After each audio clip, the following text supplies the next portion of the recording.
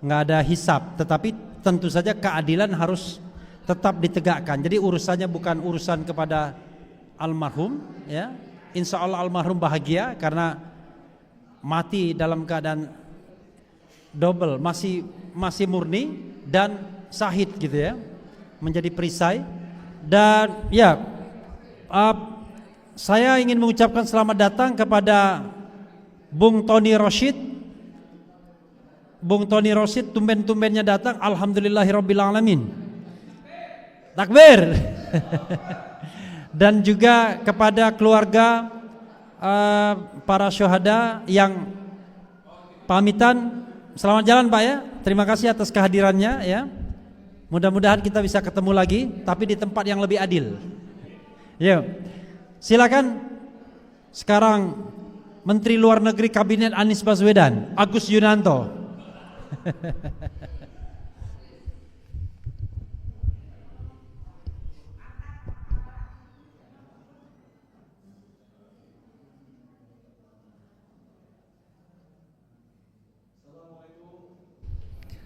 Assalamualaikum warahmatullahi wabarakatuh.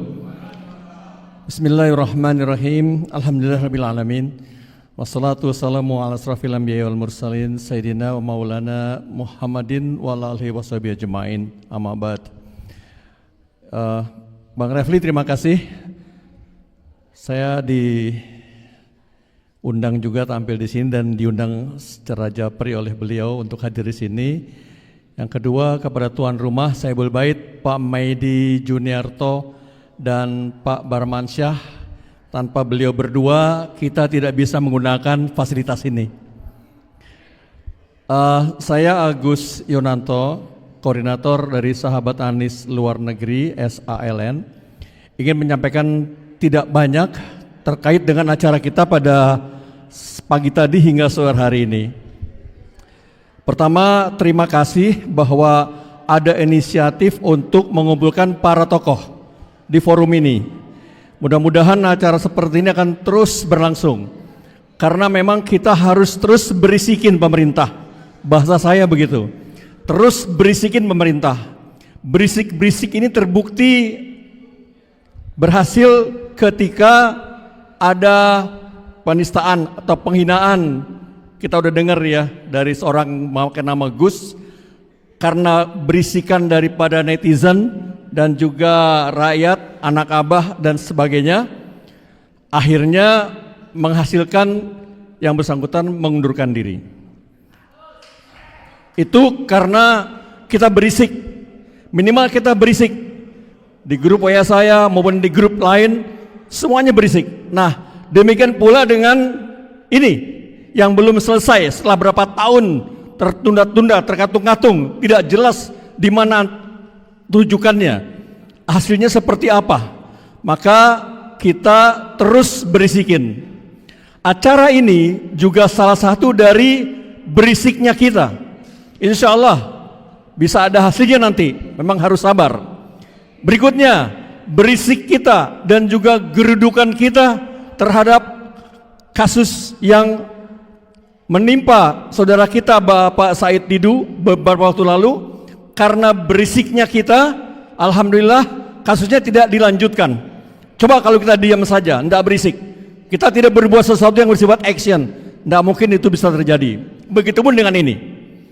Yang berikutnya, saya menangkap sinyal setelah saya coba amati secara personal tentang bagaimana pemerintahan Pak Prabowo ini.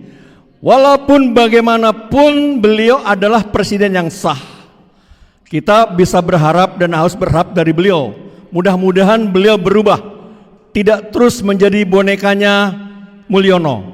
Ya, harus berubah, mudah-mudahan. Nah, kita berisikin beliau dengan kasus ini. Satu hal terakhir yang ingin saya sampaikan adalah sebagai koordinator Sahabat Anies Luar Negeri, saya punya beberapa teman di 25 negara yang sampai saat ini masih tegak lurus dan setia kepada Pak Anies diantaranya, dan juga tentunya untuk bangsa dan negara Republik Indonesia. Dulu tahun 2020 pernah dilakukan upaya, Bang Refli, salah seorang sahabat saya di kota Zurich di Swiss itu menyampaikan surat terkait KM50 kepada PBB yang di Jenewa. dan surat itu direspon. Hanya saja biasalah ya, nggak akan sampai kepada rezim. Oleh karena itu saya ingin mengajak terutama host kita Bang Refli Harun dan juga semua tokoh-tokoh yang telah hadir tadi maupun yang sekarang juga masih hadir untuk melakukan hal yang sama sebagai upaya kita membuat surat kepada PBB Jenewa tentang kasus ini. Pasti direspon. Yang pertama itu. Yang kedua, ada upaya lain ke PBB juga, PBB yang di New York. Sahabat kita Bang Tata Kesantra, Ketua FTA, beliau kan bermukim di New York, ya. Istrinya, istri Bang Tata itu bekerja di PBB di New York dan dekat dengan Sekjen. Kita bisa minta tolong bantuan kepada beliau baik yang di Zurich maupun yang di New York. Nanti saya siap untuk menjembatani apabila kita memang ada niat, ada upaya untuk melakukan hal tersebut dari sisi lain. Selain berisik-berisik dan geruduk-geruduk, kita juga perlu lakukan upaya lain secara administratif. Dan itu insya Allah efektif. Demikian, terima kasih. Assalamualaikum warahmatullahi wabarakatuh.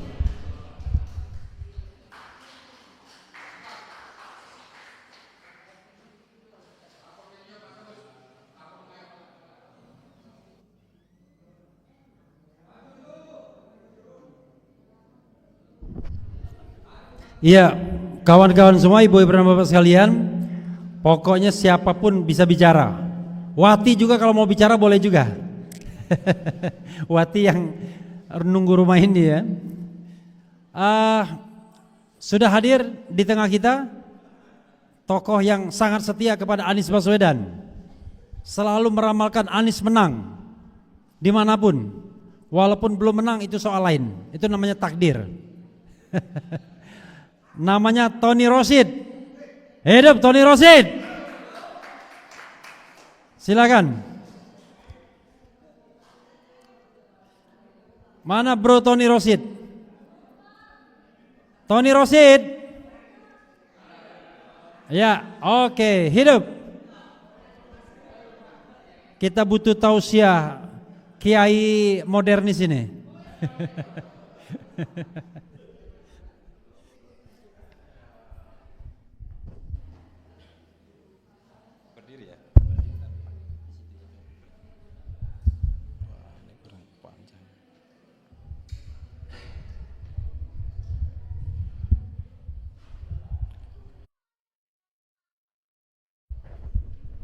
Assalamualaikum warahmatullahi wabarakatuh. Terima kasih atas waktu dan kesempatannya Bang Refli khususnya dan semua yang hadir. Bang Refli sempat marah-marah sama saya 5 kali ngundang. Kebetulan saya posisi di luar Jakarta, jadi saya setiap diundang saya Sherlock, ngamuk-ngamuk dia.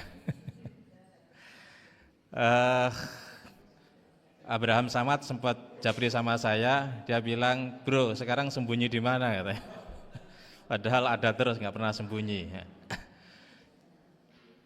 Saya yang pertama mengapresiasi kepada teman-teman yang istiqomah, konsisten, berada di garis perjuangan demi bangsa dan demi rakyat. Tidak akan hadir di sini, tidak akan berisik, tidak akan teriak, tidak akan bersikap kritis kalau bukan untuk bangsa dan negara. Ini satu poin yang menurut saya perlu dijaga, perlu dirawat, karena nilai di dalam hidup kita adalah memberikan sesuatu untuk bangsa dan negara. Kalau kemudian ada yang di oposisi, ada yang di dalam, tetapi jiwa kekritisan tetap mesti harus dijaga, harus dipelihara. Inilah sebuah idealisme dan semangat kebangsaan yang terus-menerus harus ditularkan virus kebaikan ini kepada siapa saja dengan cara masing-masing. Ada yang pakai podcast YouTube, ada yang kemudian nulis, dan ada dengan cara-cara yang lain, termasuk teman-teman juga punya media online. Pada saat media mainstream seringkali terkooptasi oleh kepentingan-kepentingan tertentu, masih ada media online non-mainstream dan masih ada medsos yang bisa dipakai sebagai sebuah jalur untuk buktikan bahwa kita memang cinta kepada bangsa dan negara ini, ya. Kemudian yang kedua, perlu langkah-langkah strategis, perlu langkah-langkah cerdas, perlu langkah-langkah yang lebih terukur. Misal terkait dengan KM50, di mana banyak aktivis di antara kita yang tidak puas terhadap proses hukum yang endingnya dianggap cukup mengecewakan, ya. Karena itu fokus kepada satu persatu. KM50 misalnya, kalau kemudian ada tuntutan, ya, para aktivis 50 orang bikin petisi untuk ditindaklanjuti KM50 ini, kemudian 50 orang ini bertemu dengan Pak Prabowo sebagai presiden sah pada hari ini, lalu surat itu diviralkan, kemudian dipodcastkan, ditulis, dan terus menerus sampai betul-betul Pak Prabowo menerima terhadap 50 orang ini. Saya pikir ini jauh lebih efektif, jauh lebih taktis daripada terlalu banyak isu, ya. Kemudian si A bicara tema ini, si B bicara tema itu, si C bicara tema lain lagi. Berisiknya itu terlalu rame, jualannya terlalu rame, temanya terlalu rame, akhirnya tidak fokus, yang pada akhirnya itu menjadi barang sampah yang dibiarkan saja. Coba fokus, tema untuk bulan ini apa misalnya, ya, secara bersama-sama. Kalau memang mau KM50, ya udah bikin 50 orang petisi, tanda tangan, sowan ke Pak Prabowo, ya, untuk meminta ini ditindaklanjuti, dan kemudian semua bicara tentang ini. Kalau bicara yang lain-lain silakan, tapi skupnya kecil, tapi dalam konteks mainstreamnya bicara tentang satu hal ini. Setelah ini selesai, nanti mau beralih atau bertransformasi kepada isu apa lagi, terserah. Kalau ini tidak dilakukan, percaya semua akan menjadi sampah, semua akan berserakan dan tidak akan efektif, ya. Tidak efektif. Begitu banyak persoalan yang tersisa pada hari ini yang menurut saya belum selesai, dan sudah terjadi sebuah transformasi kepemimpinan, transformasi kekuasaan.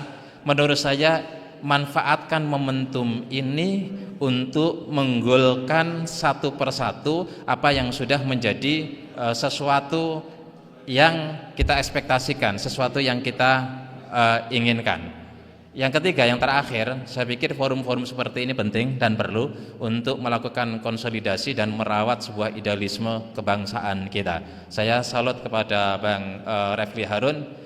Saya sebenarnya lebih banyak wait and see, makanya saya lama tidak menulis pada Jabri, pada sebagainya, karena memang perlu memahami, perlu pemetaan situasi, ya. Ketika kita turun di lapangan tanpa tahu dan tanpa melihat petanya, ya, itu agak sulit. Kita mau datang ke Surabaya, maunya pakai pesawat, maunya pakai kereta, maunya pakai kapal, maunya pakai private jet, helikopter atau apa, tentu semua melihat situasi, mana yang paling cocok, mana yang efisien, mana yang paling memungkinkan.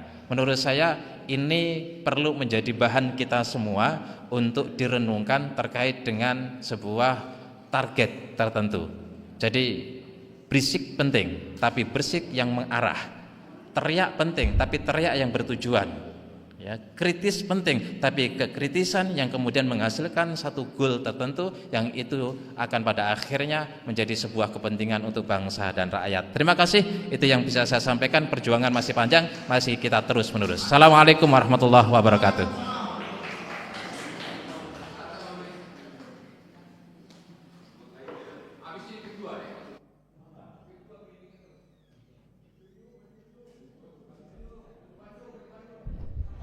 Saya seperti mendengar Mario Teguh, ya. Mario Teguh sang motivator. Kawan-kawan semua, siapa lagi yang mau berbicara? Oh, ini Pak Jujuk Purwantoro. Luar biasa ini. Kalau kurang lebih kencang, kalau kurang kencang dibandingkan Kang Rizal Fadila, udah mundur aja.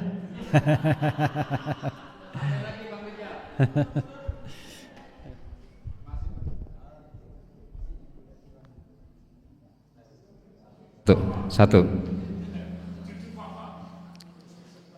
Assalamualaikum warahmatullahi wabarakatuh. Walaupun buntut-buntut atau terakhir-akhir, mudah-mudahan tidak mengurangi makna. Ya, makna daripada suara rakyat kan begitu. Ya, aspirasi rakyat. Baik, terima kasih Bang Refli dan tuan rumah, rekan saya Bapak Medi yang sudah menyiapkan sarana dan prasarananya di rumahnya ini. Dan tentu rekan-rekan saya yang saya cintai, rekan-rekan seperjuangan yang tidak bosan-bosannya kita ketemu baik di jalanan atau di ruangan atau dimanapun. Terima kasih. Jadi pertama apresiasi kepada penyelenggara terutama Bang Refli dan rekan-rekan yang masih mengingatkan kembali sebetulnya kasus, ya kita sebut kasus pelanggaran HAM berat. Jadi bukan pelanggaran berat lagi, pelanggaran HAM berat gitu ya. Yaitu tentang pembunuhan 6 laskar FPI yang pada waktu sekitar tahun 2000 itu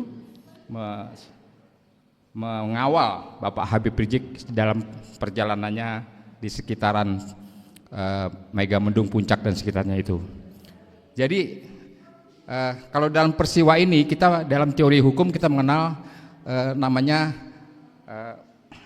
saya sebut unlawful killing ya, atau pembunuhan biasa saja ya, pembunuhan yang melanggar hukum tapi kategorinya pembunuhan secara biasa saja, killing, pembunuhan biasa.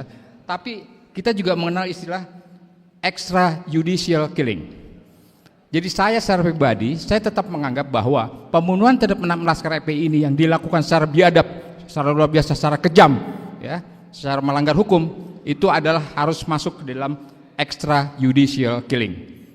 Di mana term ini atau format ini, ya, tidak dimasukkan oleh katakanlah apakah itu Komnas HAM, apakah itu Pengadilan Negeri Jakarta Pusat ya, yang sekitar 2 tahun yang lalu itu memproses dan memvonis 2 anggota kebetulan aparat negara yaitu polisi yang tidak menggunakan istilah extrajudicial killing ini.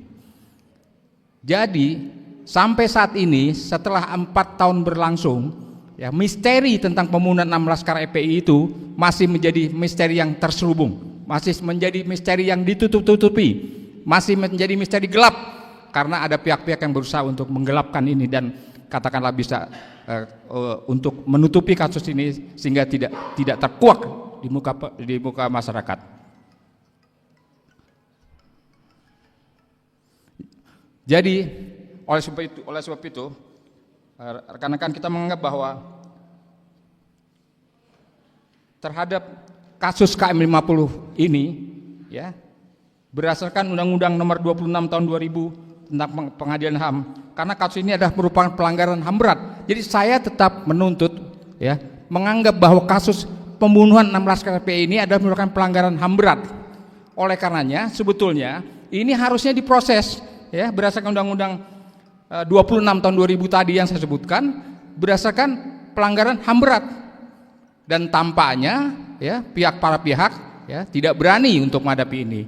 Karena kita tahu persis bahwa dader atau pelaku utamanya itu adalah sekarang ini masih menjadi pejabat di negeri kita ini, pejabat kepolisian, katakanlah begitu.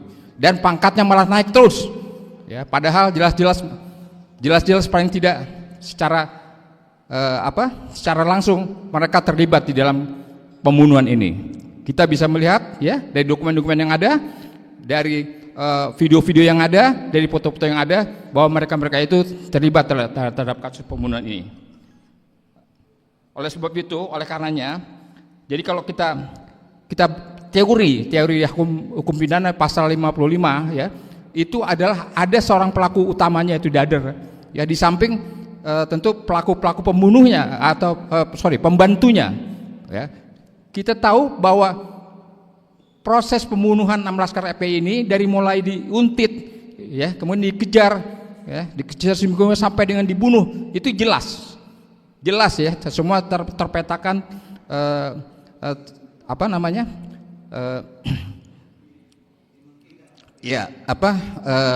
sudah jelas ya ceritanya begitu.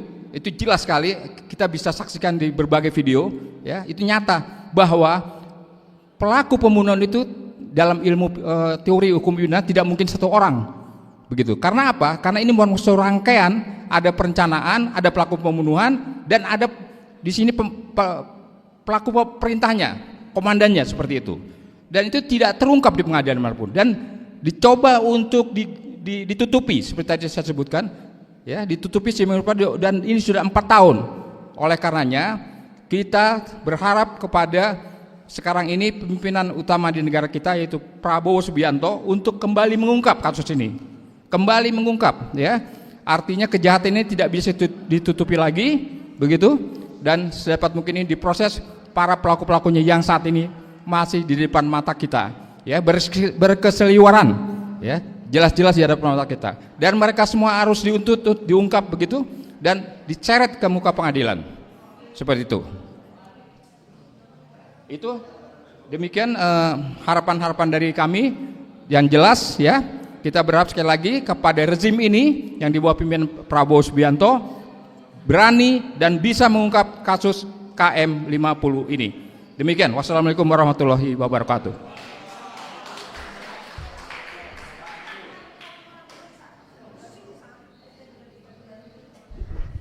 Ya, kawan-kawan semua, sobat semua, kita mendapatkan energi baru yang bernama Niko Siahaan. Namamu Niko siapa? Hah? Tapi sebelum ini Niko baru datang dulu nih. Sebelum Niko ada yang mau bicara, yang belum bicara. Kita tidak boleh menzalimi orang yang sudah ngantri. Ini kan baru perkenalan. Kalau nggak ada Niko ya. Niko, oh siapa? Oh silakan Pak, perkenalkan. Niko duduk dulu sebentar, ya. Jangan cari Babe Aldo di Madinah sana, lagi di Mekah dia. Oke silakan Pak, perkenalkan Pak ya.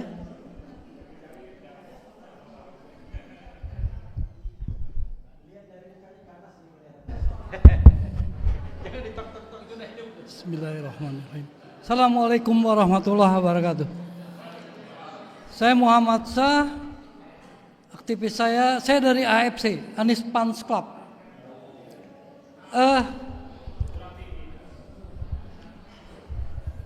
Bisa ditinggikan atau Bismillah. Nah, mau dipegang. Allahu la ilaha illallah. Ya Allah. Bismillahirrahmanirrahim. Tadi saya sempat tertarik dengan omongan dari Bapak Ustadz Yusuf Martak tadi pagi.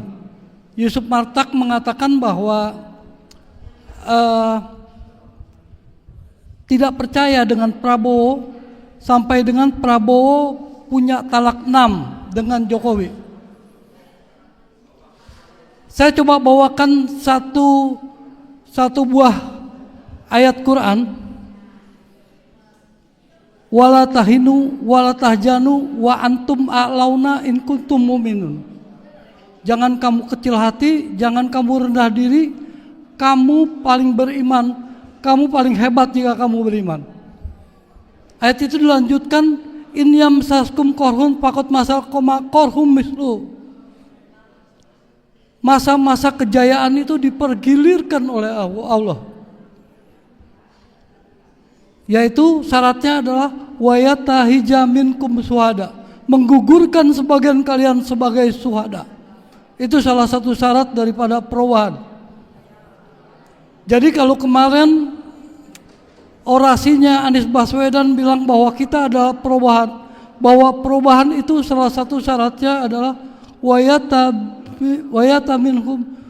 wayatahoja minkum suhada, menggugurkan sebagian kalian sebagai suhada. Jadi kepada orang tua korban dan juga kepada seluruh masyarakat Indonesia yang sudah dizolimi oleh Jokowi, jangan merasa bahwa kita tuh lemah, jangan merasa bahwa kita tuh hina. Kita paling hebat jika kita beriman. Masa-masa kejayaan itu dipergilirkan oleh Allah. Gak usah takut. Jadi gak usah berharap dengan Prabowo. Saya pikir Prabowo hanyalah bagian. Jadi bisa jadi Prabowo mendukung kita, bisa jadi enggak. Tapi kalau kita ingat sejarah Rasulullah, Rasul itu tidak ada di sistem. Rasul itu tidak mencaci maki sistem, tapi Rasul membentuk jamaah. Saya berharap dari forum ini lahir jemaah-jemaah kita yang terkonsolidasi, dan itu akan menjadi kekuatan kapanpun siapapun presidennya, itu akan menjadi kekuatan yang luar biasa. Jadi mau presiden itu baik atau ingkar, kita harus mengkritisi terus.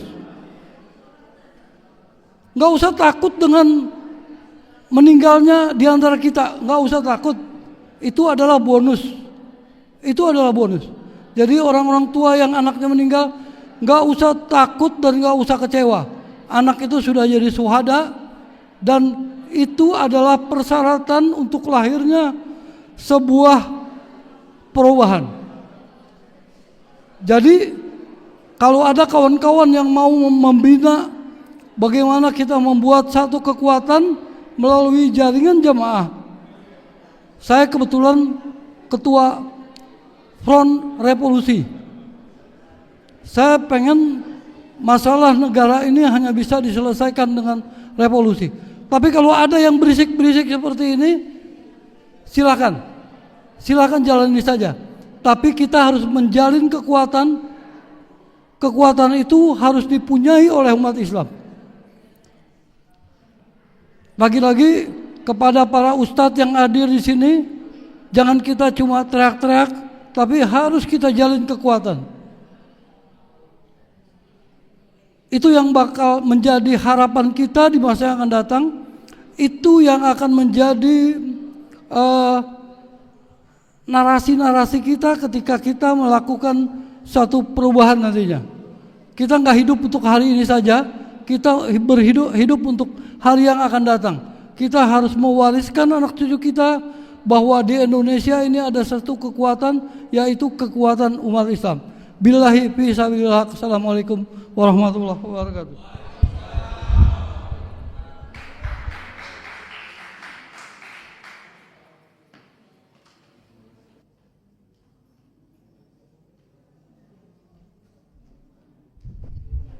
Ya, Bang Medi mau bicara, Bang Medi?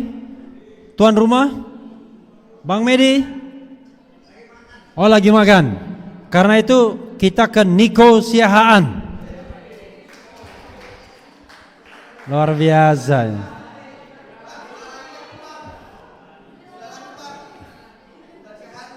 Luar biasa ini. Namamu belum berubah kan, Nikosiahan? Oh, Nikosilahi. Nikosiahan itu artis. Ini Nikos lagi-lagi salah. Silakan Nikosilalahi. Assalamualaikum warahmatullahi wabarakatuh. Nah, ini bro, di sini bro. Nah, biar tidak out of frame. Salam sejahtera bagi kita semua. Om Swastiastu, Namo Buddhaya, salam kebajikan. Aku terkejut di sini. Ternyata masih banyak teman-teman yang berakal sehat, teman-teman yang peduli keadilan, teman-teman yang memperjuangkan tegaknya kebenaran. Masih segar dalam ingatan kita ketika di rezim Jokowi rakyat dibantai tanpa keadilan, dan sialnya difitnah. Udah rakyat dibantai, nggak ada keadilan, difitnah lagi. Kurang jahanam apalagi nih rezim Jokowi? Kurang jahanam apalagi nih rezim Jokowi? Pada masa itu masih segar dalam ingatan kita ketika orang miskin nih kerjanya untuk ngawal imam besar. Nah, sialnya dibantai di KM 50. Nah, brengseknya malah difitnah lagi. Kan anjing kayak gitu rezim. Anjing gak kayak gitu rezim? Makanya kawan-kawanku yang ada di sini semua, Jangan takut untuk bersuara. Untuk para syuhada yang meninggal dibantai oleh aparat negara. Jangan takut bersuara. Itu masih kasus KM50. Belum kasus lainnya. Kasus Bawaslu. Anak-anak dibunuh. Tidak ada keadilan. Belum lagi kasus pembantaian ratusan orang nonton bola. Kanjuruhan. Yang salah siapa? Tangga dan angin. Kan anjing kayak gitu. Rakyat dibunuh, tapi keadilan hilang. Maka itu saudara-saudaraku, di pemerintahan yang baru ini, yang dipimpin oleh Bapak Presiden kita Prabowo Subianto, mari desak dia untuk tuntaskan keadilan. Berikan kebenaran kepada rakyat. Jangan biarkan rakyat dibantai terus difitnah. Jika Pak Prabowo tidak mengungkit nih kasus, artinya sama saja dia dengan Jokowi. Tapi saya masih berpikir waras. Berpikir waras karena menunggu gebrakan 100 hari pemerintahan Prabowo. Kita tunggu pemerintahan itu, saudara-saudara. Kita masih berpikir waras dengan apakah Bapak Prabowo berani membuka keadilan, berani memperjuangkan hak-hak rakyat. Tapi kita dengar saudara-saudara kita, ya, di Banten sana sekarang mau digusur dengan alasan apa? Proyek strategis nasional. Kan bangsat kayak gini.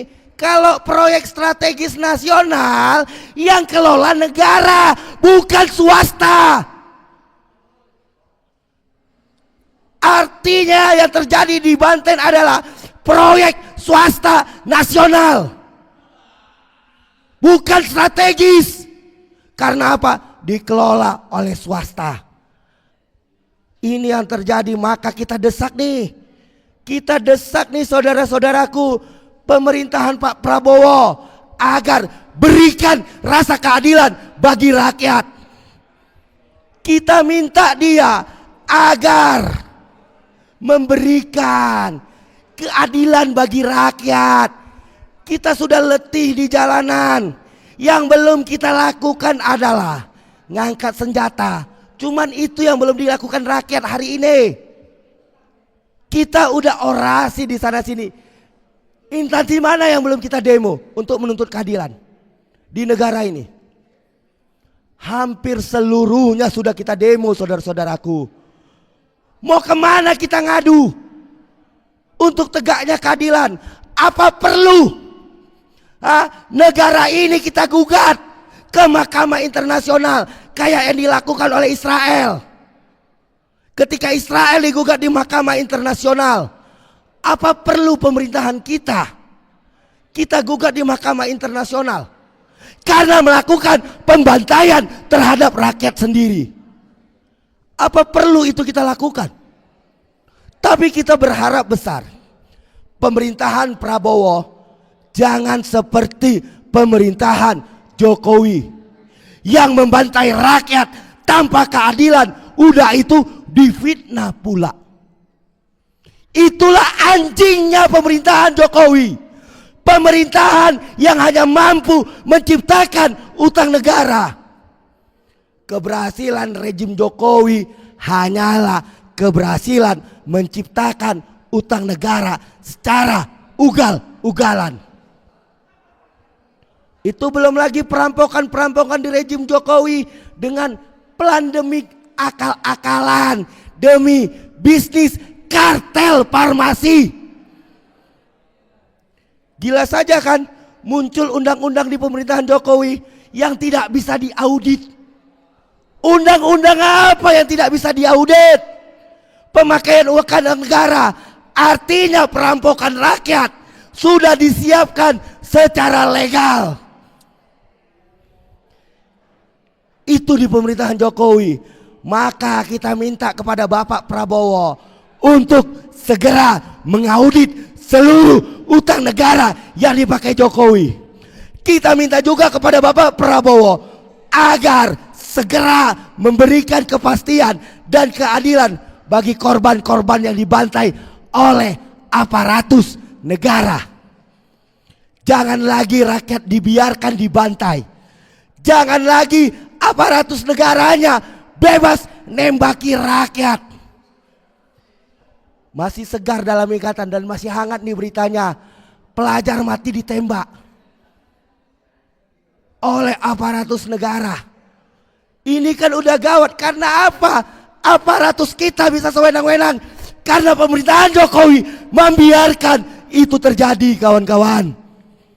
Maka dari itu, suarakan terus kebenaran dan tetap semangat untuk meneriakkan keadilan bagi rakyat. Hidup rakyat! Hidup rakyat! Sekian dari saya. Salam People Power. Niko Silalahi.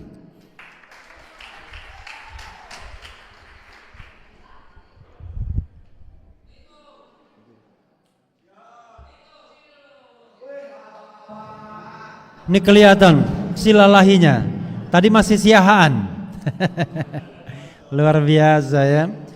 Jadi saya kira Damai Harilubis dan Niko Silalahi kita usulkan sebagai staf khusus presiden bidang toleransi agama.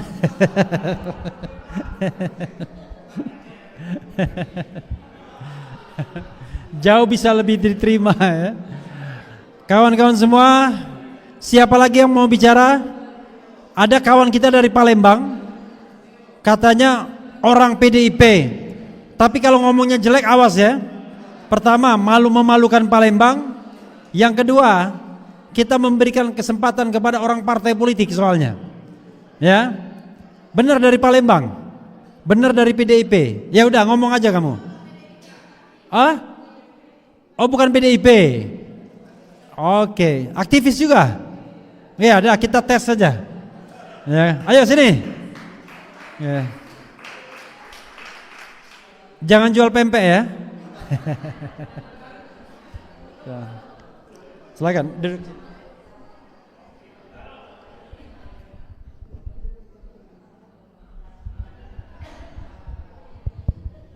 Terima kasih Bang Refli. Perkenalkan, sama saya Ali. Saya asal dari Palembang. Ketika saya kuliah di Palembang di tahun 95, ikut juga dalam memperjuangkan reformasi 98. Ikut juga menumbangkan Soeharto bersama teman-teman mahasiswa pada saat itu. Saat ini saya dan teman-teman mahasiswa yang masih mempunyai rasa idealisme tidak percaya sama dengan Pak Prabowo.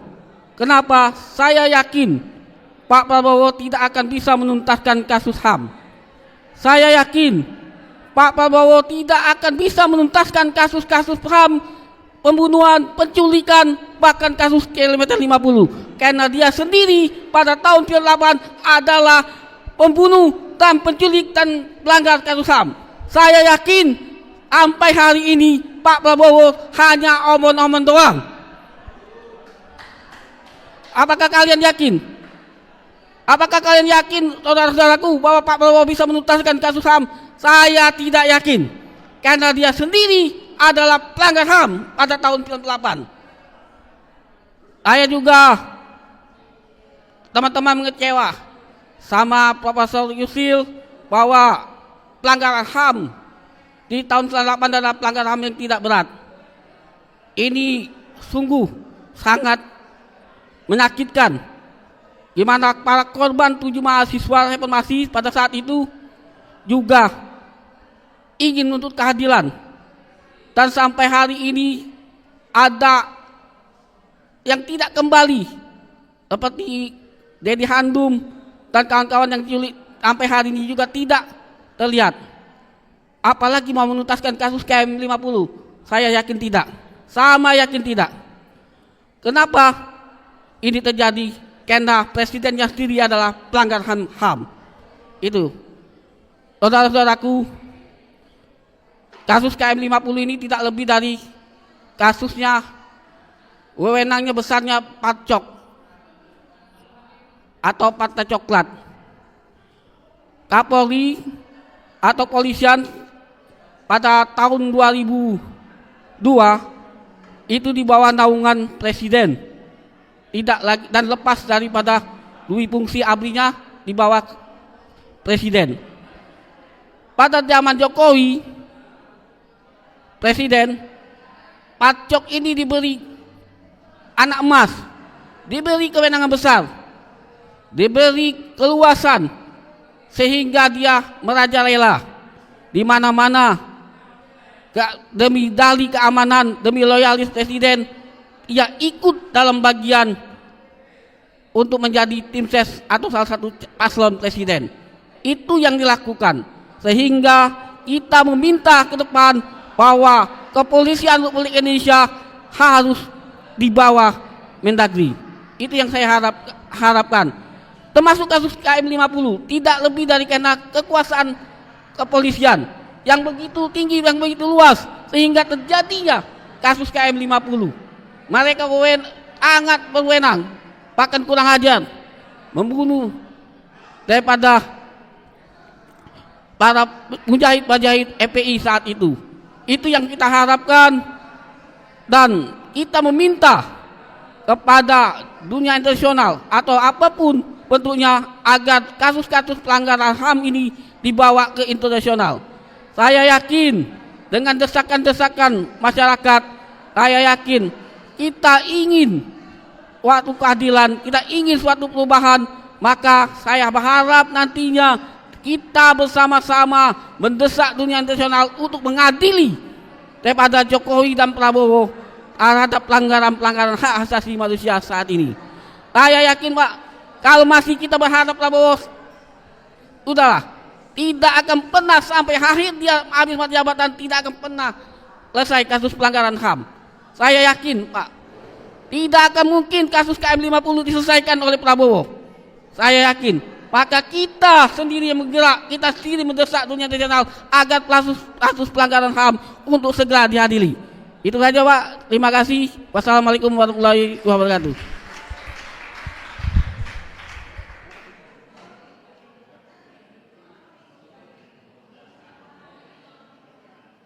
Luar biasa orang Palembang satu ini ya. Ini rekomendasi dari Mary. Jauh dari Palembang ya. Jadi kawan-kawan sekalian, ini tokoh-tokoh sudah kita rehat dulu sebentar. Saya mau ditutup dulu atau ada lagi yang mau bicara? Oh, dari mana? Oh ya sudah. Ini kok KM 50 Anies semua? Walaupun antara Anies dan Habib Rizik beda pilihan ya. Oke. Silakan.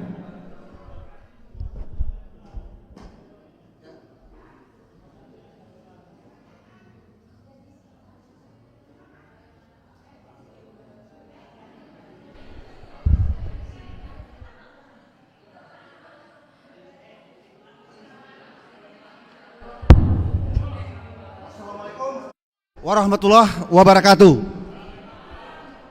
Terima kasih kesempatan kepada saya. Saya memperkenalkan diri dulu. Nama saya Jack Aspardi Piliang. Saya selalu ikut dalam hal segala gugatan maupun laporan terhadap kawan-kawan kita yang terzolimin. Termasuk waktu itu sempat menjadi tim kuasa hukum juga dari beberapa kasus-kasus yang berhubungan dengan perlawanan terhadap penguasa pada saat itu. Terakhir saya adalah tim sesnya waktu itu bagian hukum dari Anies Amin yang ikut dulu sama Bang Refli ikut di MK.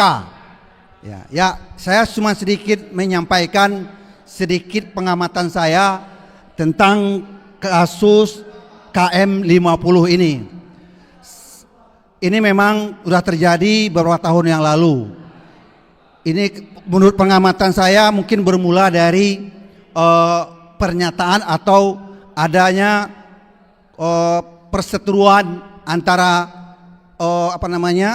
tim Ahoker dengan Anies ya, katakan pada saat itu adalah kasus yang selalu dituduh-tuduhkan oleh pihak mungkin zamannya Ahoker waktu itu bahwa ini demo berjilid-jilid.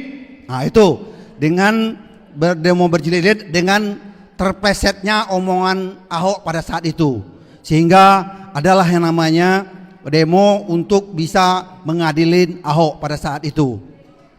Pada situasi itu ada beberapa pejabat yang kurang senang.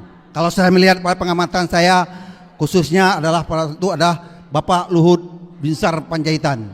Dia tidak senang dengan demo yang berjilid-jilid itu, sehingga sempat saya membaca pernyataan dia bahwa ini Habib Rizik harus dikawal karena sasarannya bukan Ahok lagi, gambarannya adalah sasarannya lah Jokowi pada saat itu.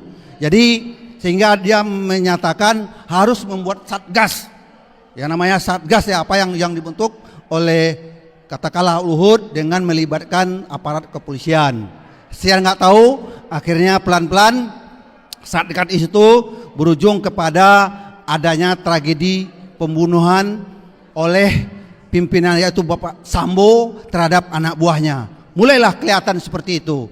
Jadi dengan satgas ini saya melihat ada hubungannya juga dengan pada saat itu khususnya M50 Kapolrinya kalau nggak salah pada saat itu adalah Tito Karnavian dan Kapoldanya adalah Fadil Imran, sehingga Fadil Imran pada saat kejadian sudah berjadinya KM50 membuat press release yang semua itu bertolak belakang. Jadi saya melihat juga dicarilah yang namanya siapa yang perlu dihukum, siapa yang perlu, tapi hanya pelaku eksekusinya aja yang disidangkan, ya, termasuklah 2 orang yang akhirnya dibebaskan. Jadi saya melihat kita kalau KM50 apalagi zaman itu pada saat demo-demo itu kita juga didukung oleh Bapak katakanlah waktu itu Bapak Prabowo juga ikut kalau nggak salah dia di demo itu, sehingga kita jangan pesimis dulu dengan menurut saya ya dengan Pak Prabowo, bahwa Pak Prabowo itu bisa jadi ada waktunya dia akan melakukan bagaimana untuk melakukan pembelaan, karena kita tahu Pak Prabowo dengan Habib Rizik cukup dekat juga. Terakhir bagaimana dulu kayak Bang Dasko sempat mendatangin bersama Bang Habibur Rahman kepada Habib Rizik.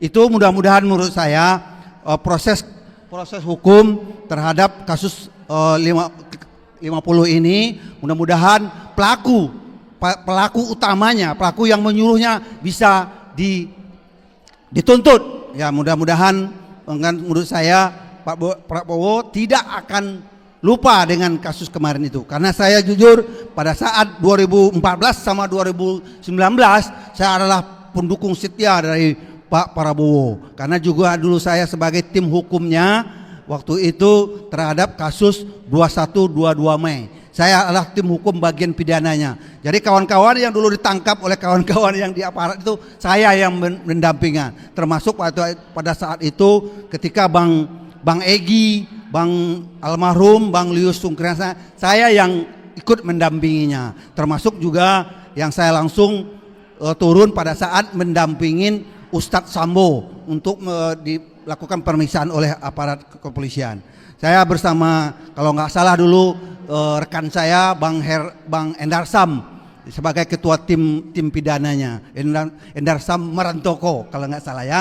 Jadi itu menurut saya kita fokus kepada pemimpin-pemimpinnya, siapa dulu yang terlibat di situ, yang mungkin dari Kapolrinya, dari kalau kita bicara masalah HAM-nya ya HAM beratnya Kapolrinya, terus siapa Kapoldanya, siapa pelaku eksekusinya sudah ketahuan, sudah diputus juga di pengadilan. Menurut saya kita fokus di situ aja kalau terhadap KM50. Mudah-mudahan kita jangan sampai istilahnya kalau udah fokus ke KM 50, apalagi sekarang Menteri HAM-nya teman kita juga, Bang Kak Pigai ya. Nah, mudah-mudahan Pak Pigai juga dulu sangat konsen juga dengan KM 50 ini. Mudah-mudahan itu yang saya amati ya dari awal, bagaimana saya melihat kasus KM 50 ini prosesnya jangan mandek, dan kita tetap mendorong Bapak Prabowo untuk bisa memperhatikan kasus KM 50 ini. Mumpung ya orang-orangnya juga masih ada di sana, seperti Pak Luhut, Pak Tito, ya mungkin yang masih aktif kan sekarang Fadil Imran gitu.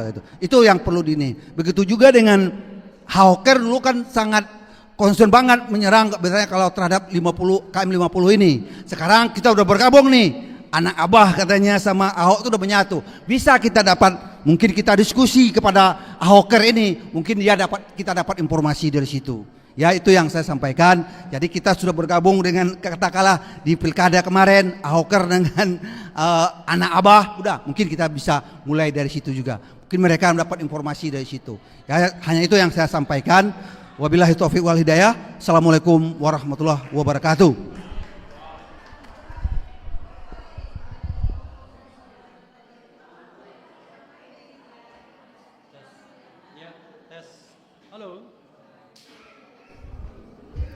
Ya, saya sakit perut mendengar pernyataan pembicara terakhir ini. Ini kelihatannya dia masih dejavu 2014-2019 ya. Jadi bro, 2014-2019 berbeda dengan 2019 ke atas. Realitas itu yang kemudian kita tidak mau akui, ya kan? Jadi Prabowo 2019-2014 itu Prabowo yang berbeda setelah 2019. Karena 2019 sama 2014 Prabowo itu adalah Prabowo yang rivalnya Jokowi. Tapi Prabowo 2019 ke atas Prabowo yang counterpartnya, teman selingkuhnya Jokowi ya. Dalam tanda kutip teman selingkuh dalam politik ya. Ya. Nah, jadi kalau kita masih bisa berharap, ya berharaplah. Tapi jangan membangun optimisme di atas fakta dan data yang tidak jelas, ya kan? Faktanya tidak ada, ya kan? Analisisnya juga berat ke sana kita. Karena itu sudahlah, kayak Refli Harun aja. Yaitu 5 tahun sampai 2029 kita oposisi terus. Nggak usah kita mikir. Kalau seandainya ada teman-teman yang baik yang bisa direkrut masuk pemerintahan, silahkan. Tetapi sebuah sistem yang buruk menyebabkan, kata Pak Mahfud, malaikat pun bisa menjadi apa istilah dia? Iblis katanya. Jadi kita lebih baik udahlah melakukan kegiatan di society. Kalaupun kita berharap itu adalah harapan etikal, sifatnya etis. Kenapa? Saya katakan harapan etis karena kebetulan yang kita beri harapan itu Presiden Republik Indonesia. Kalau Prabowo itu bukan Presiden Republik Indonesia, mungkin kita nggak perlu berharap. Tapi karena dia Presiden Republik Indonesia, seburuk apapun under the Constitution, Undang-Undang Dasar 1945, tetap dia harus dikasih tugas kewajiban dan kita punya hak untuk menagih itu semua. Tapi kalau dia kemudian tidak mematuhinya, ya mau apa? Mau kecewa. From the beginning saya udah paham, orang yang mengambil kekuasaan dengan cara, katakanlah semua cara, tidak lagi memperhatikan bagaimana governance, demokrasi, konstitusi, rasanya sulit untuk kemudian kita harapkan. Jangan heran kalau kabinetnya isinya bapaknya fufu fafa semua. Kan kita tidak bisa mentolerir itu. Ya. Seperti saya katakan, saya bertemu salah satu lawyer ya. Salah satu lawyer yang mengembalikan uang 27 miliar yang diterima oleh Dito Aryo Tejo, Menteri Olahraga. Uang itu adalah uang suap kasus BTS.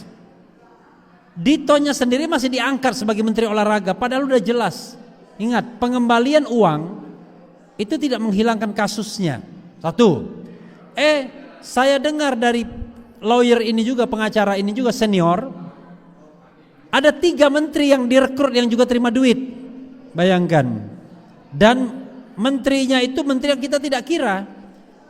Yang jelas kalau ada kasus besar, nggak mungkin yang terlibat itu hanya 1-2 pintu saja. Pasti banyak pintu. Pintu legislatif, terutama eksekutif, dan bisa juga pintu yudikatif. Jadi kawan-kawan semua, sudahlah, berhentilah berharap, ya, berhentilah berharap. Bagaimana kalau nanti Prabowo baik? Ya bahagia kita. Tapi kalau tidak baik, kita sudah menyiapkan diri, nggak kecewa lagi, kita udah tahu, ya. Jadi yang Anda sebut nama-nama itu sudah nyaman di sebelah sana. Kalau bertemu kita di televisi udah jadi lawan debat sudah. Ya. Coba Anda lihat pembelaan Habibur Rahman terhadap Jokowi dan Fufu Fafa serta adiknya Fufu Fafa. Wah, luar biasa. Beda kan? KM 50 dulu siapa yang ngomong? Gerindra, tapi sekarang nggak ada lagi omongan mengenai KM 50, bagaimana menyelesaikan KM 50 dari orang-orang Gerindra. Allahu Akbar. Itu 2020, bro. Saya bilang 2020 itu mereka ngomong. 2020 mereka ngomong. 2024 nggak ada lagi yang ngomong. Makanya saya bilang, Fadlizon, yuk datang ke Era Channel ngomong KM 50. Romo Safi'i ngomong KM 50. Apa yang mau dilakukan? Ya kan? Karena pemerintahan sekarang adalah pemerintahan Anda, partai Anda yang leading sebagai presidennya. Kalau Anda ingin memerintahkan bahwa kasus ini dibuka, karena kita tahu ini kasus yang penyelesaiannya main-main, gak karuan, maka mudah. Seperti kata tadi yang mengatakan dalam jangka waktu. Halo, hati-hati Pak Jujuk marah ya. Kalau misalnya ya ada yang namanya goodwill, political will, mudah sekali mengungkapkan kasus ini. Kenapa?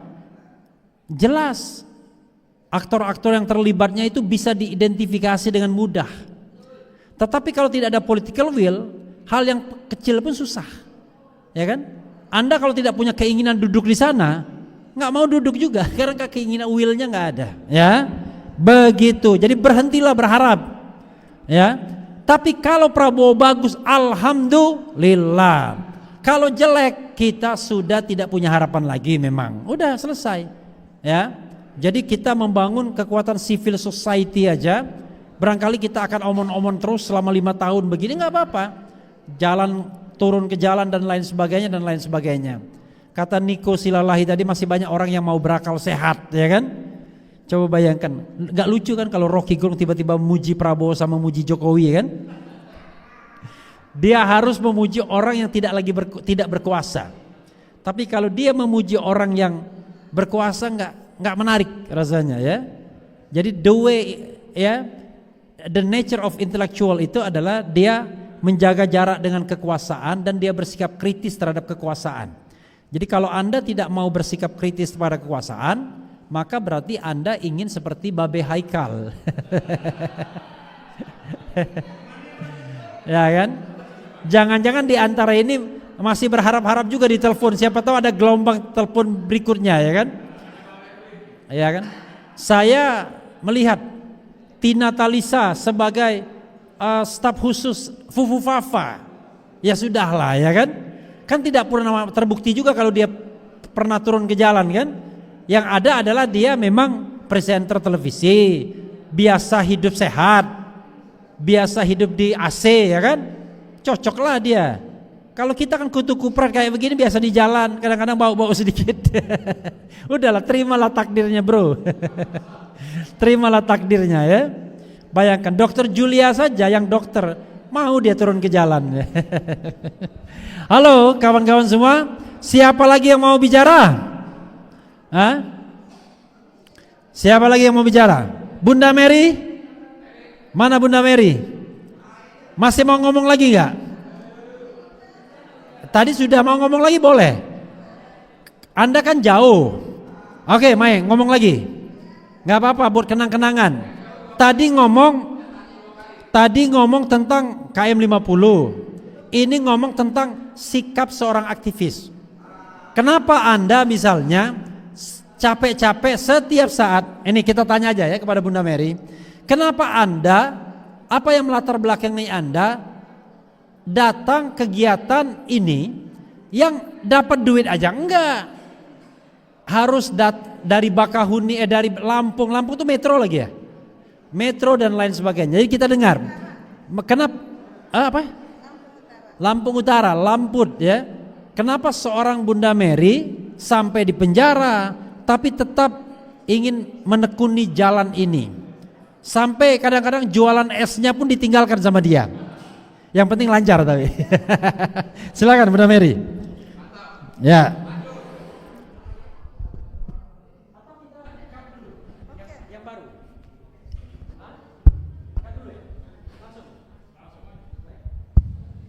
Iya, terima kasih Bang Refli. Pertanyaannya kenapa? Nanti jalan-jalan lagi.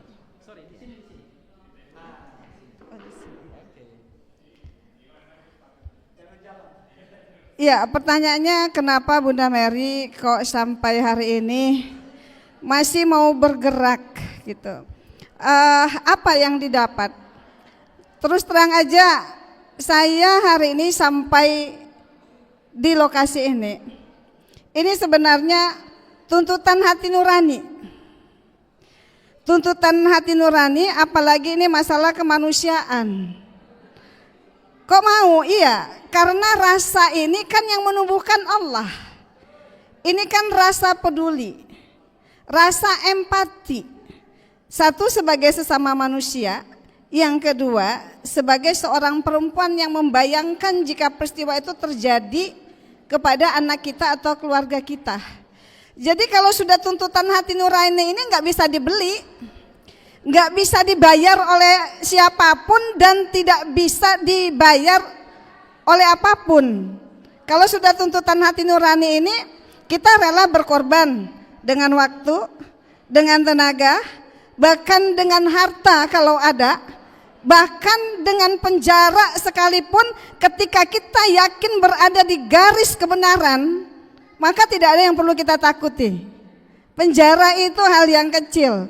Jangankan penjara, kalau kita sudah yakin bahwa apa yang kita lakukan ini satu kebenaran, maka mati sekalipun kita ladenin. Yang penting kita yakin bahwa kita berada di jalan yang hak, yang benar, maka tidak ada perlu yang kita takuti. Ketika kita sudah punya prinsip seperti itu, maka insya Allah mudah-mudahan dalam perlindungan Allah. Kalau misalnya penjara, ya bagi orang mungkin penjara adalah siksaan. Tapi kita yakin bahwa dimanapun kita berada, yang penting kita bersama Allah, insya Allah kita akan menemukan kebahagiaan. Hari ini secara fisik mungkin lelah, tetapi karena giroh ini tumbuh, Allah yang menumbuhkan rasa empati dari hati nurani yang tidak disuruh oleh siapapun, maka insya Allah adanya kebahagiaan. Tidak ada artinya kita jauh nyebrang dari Lampung ke Jakarta, menyeberang laut, itu enggak ada apa-apanya. Karena sampai hari ini insya Allah teman-teman semua, saya yakin hari ini yang berada di sini karena Allah tumbuhkan rasa peduli, maka kita hadir di sini. Bukan untuk sesuatu berupa kesenangan dunia, bukan untuk harta, apalagi untuk tahta. Karena apa? Karena kalau untuk tahta, kita ini adalah orang biasa. Bukan pegawai yang cari jabatan, bukan orang-orang yang ingin mendekat kepada penguasa agar diberi jabatan, enggak. Bukan pula orang partai politik. Kami bukan orang partai politik. Kami adalah rakyat biasa dari arus bawah, dari akar rumput yang hari ini sampai kapanpun insya Allah Allah berikan giroh berada di jalan kebenaran. Dan insya Allah ini merupakan satu jihad bagi kami semua, bagi kita semua, mudah-mudahan dalam perlindungan Allah. Itu saja. Terima kasih.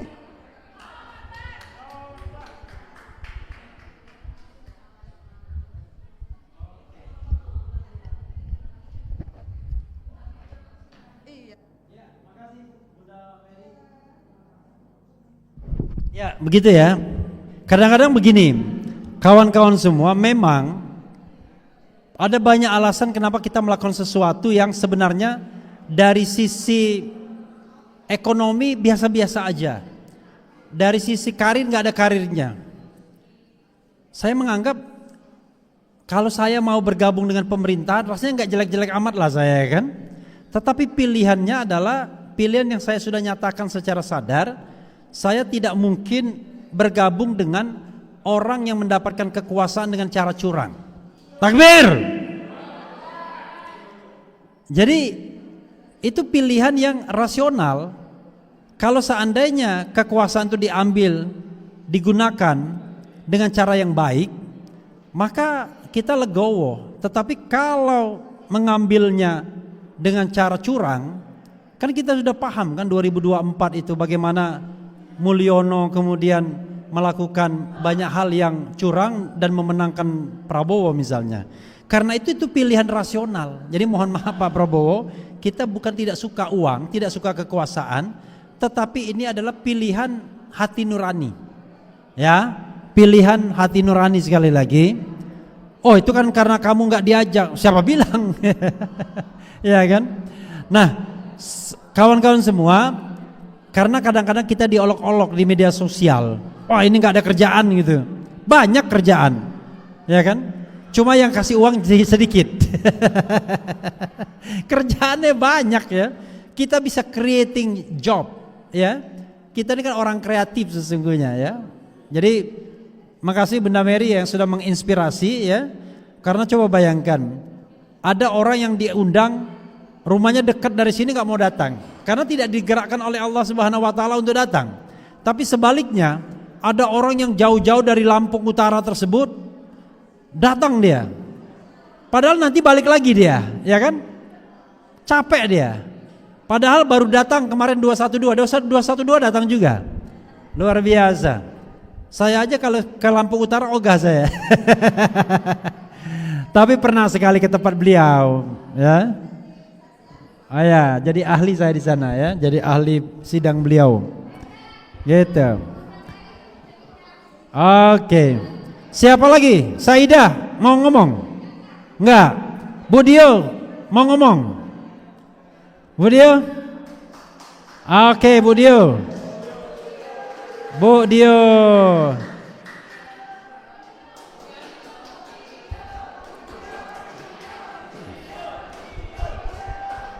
Budio harus didampingi Pak Nursan kelihatannya ini. Hah? Pak Agus Yunanto sudah? Jadi yang disampaikan Pak Agus Yunanto itu perlu tuh ya. Nanti tolong Pak Agus Yunanto kontak gitu Aziz Yanuar untuk membantu soal kontak ke luar negeri, membawa kasus ini. Itu penting itu, memberitakannya. Oke, untuk sementara kita istirahat dulu ya. Kalau tidak ada, terima kasih. Ada yang bertanya kepada saya, jam berapa selesainya? Secara teoritis selesainya jam 5 kita. Tetapi rupanya tidak ada lagi orang yang ingin berbicara. Tumben-tumbennya ya kan. Biasanya kan rebutan. Dan hari ini kita baguslah ya. Mudah-mudahan kita mau bisa bikin kegiatan yang lain lagi yang bermanfaat tentunya. Paling tidak kalau istana menganggap ini tidak bermanfaat, bermanfaat bagi kita dan orang-orang yang sepaham dengan kita. Karena cara mencintai Republik Indonesia itu tidak semuanya harus gabung dengan pemerintahan. Mencerdaskan bangsa itu tidak harus gabung dengan pemerintahan.